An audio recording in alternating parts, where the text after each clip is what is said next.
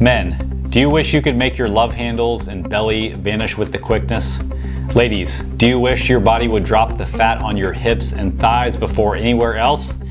What we're talking about is spot reducing, or targeting where and when our body attacks stubborn fat while we lose weight. If you want to know if this is possible, stay tuned.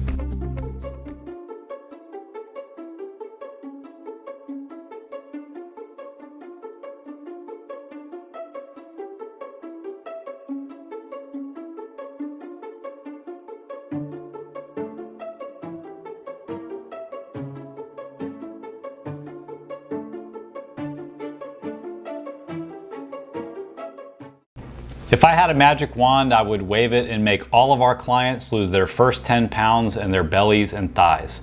We'd have a never-ending stream of praise and testimonials. We'd raise our prices to $1,000 a month because of our magical superpower. Blakely would buy a new Mastercraft ski boat, and I would buy all of the fanciest t-shirts on the Rogue website. Okay, back to reality. The fact is that usually the places we want to lose fat the most are the places that it seems to melt off the last. For men, that tends to be our bellies and our love handles. Even at my leanest, at 8 or 9% body fat, I could still grab fat on my love handles, even though the rest of my body was very lean. Ladies tend to lose their last few pounds of fat in their hips and thighs. So why the heck would this be?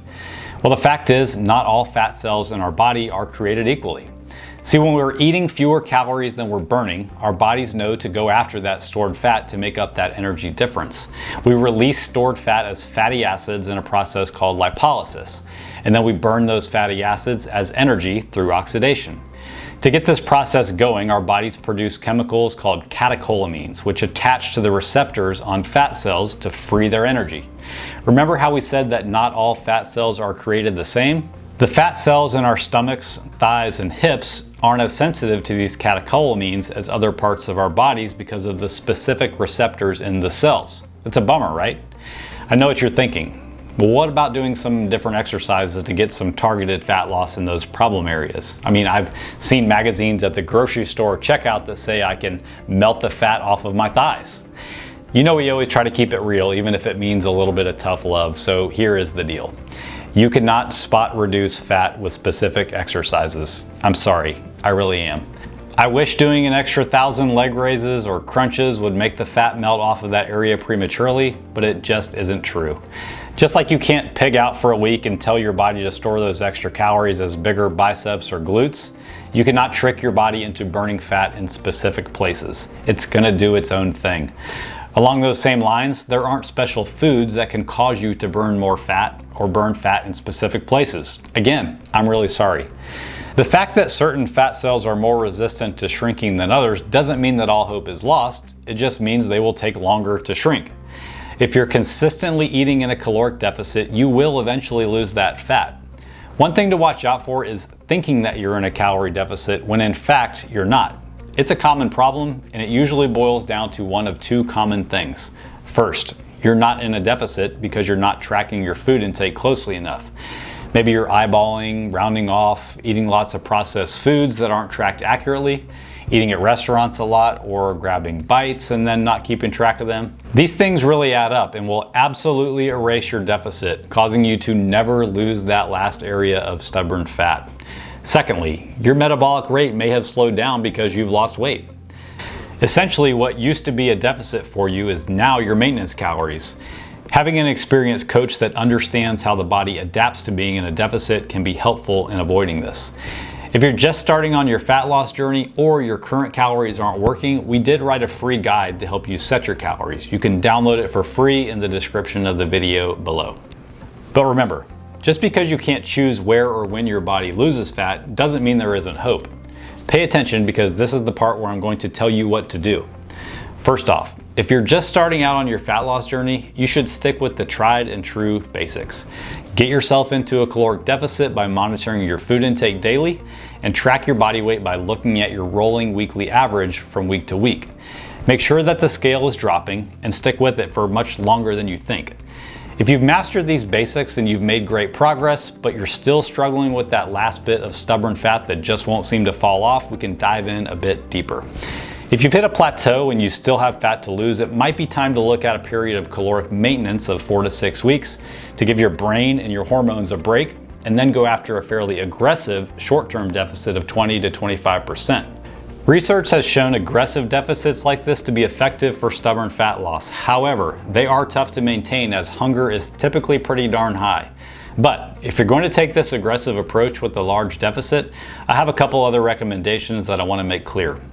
If you're concerned about maintaining as much of your muscle mass as possible during this process, you need to watch your protein intake while in this phase. You should be getting between 1 and 1.2 grams of protein per day per pound that you weigh to ensure that you lose as little muscle as possible. Another thing that I want you to take away from this video is that if you're still trying to work off some stubborn fat, there are things that you can manipulate in your training to help yourself also. Number 1, lift heavy weights. Of course, heavy is relative to you, but doing the big compound lifts like the squat, overhead press, deadlift, and bench press with weights in the 70 to 90% of your max range can help. This work helps you maintain your strength and muscle mass while in a deficit, and it burns more calories than doing just low intensity, steady state cardio. Number 2, do high intensity cardio. A 2011 study done at the University of Western Ontario tested 2 groups. The first group did 4 to 6 sets of short sprints, while the second group did an hour of low intensity walking on the treadmill. Guess which group lost more fat? The short, intense group. Talk about a better use of your time also. We don't recommend doing all of your cardio training at high intensity, but for fat loss, it is effective.